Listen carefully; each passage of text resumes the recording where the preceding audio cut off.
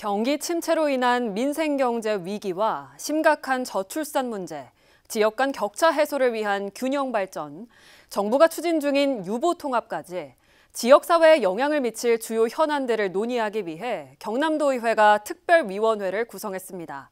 하지만 유보통합 특위 구성 과정에서는 일부 반대 의견도 나왔습니다. 김상엽 기자가 임시회 내용을 정리했습니다. 경제 회복과 지역 격차 해소 등 다양한 사회적 문제 해결을 위한 정책 논의를 이어가고 있는 경남도 의회. 13일 열린 임시회 제3차 본회의에서는 현안 해결을 위한 4개 특별위원회 구성안이 논의됐습니다. 이날 민생경제, 저출산, 균형발전 특별위원회 구성안은 별다른 이견 없이 가결됐지만 유보통합 추진특별위원회 구성안에서는 반대 의견이 제시됐습니다. 정부의 유보통합 추진 과정이 충분한 검토는 물론 현장 의견 수렴도 없이 빠르게 진행되고 있다며 특위 구성은 오히려 졸속 추진을 가속화할 수 있다는 겁니다. 현재 정부의 유보통합 추진 과정은 충분한 검토와 현장 의견 수렴 없이 빠르게 진행되고 있습니다. 이러한 상황에서 특별위원회를 구성하는 것은 졸속 추진을 가속화할 가능성이 높으며 오히려 충분한 논의와 검토를 저해할 수 있습니다. 하지만 다수 의원들은 유보통합의 체계적 지원을 위해 특위 구성이 필요하다는 입장. 표결이 붙여진 해당 안건은 재석 의원 57명 가운데 반대 7명, 기권 6명에 찬성 44명으로 가결됐습니다. 각 특위는 15명 내외의 위원으로 구성돼 앞으로 1년간 활동하게 됩니다.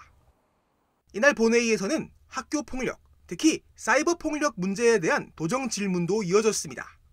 최근 3년 동안 도내에서 발생한 사이버 폭력 건수는 446건으로 언어 폭력, 신체 폭력 등에 이어 4번째로 높은 비율을 차지하는 상황.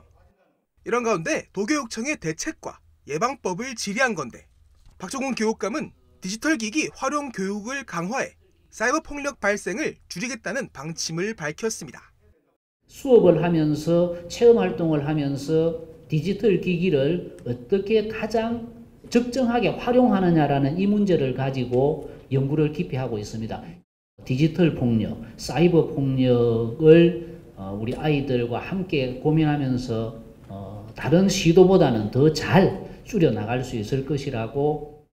한편 이날 열린 경제환경위원회에서는 우주항공청 이주 직원의 지원 강화를 위한 개정안이 심사를 통과하기도 했습니다.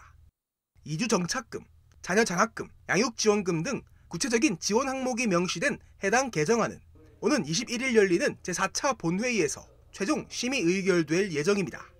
SCS 김상엽입니다. 지금 이 기사 가장 먼저 저녁 7시 반에 유튜브 서경방송 채널에서 보실 수 있습니다. 서경방송 뉴스 채널을 구독해 지역의 소식을 보다 빠르게 만나보세요.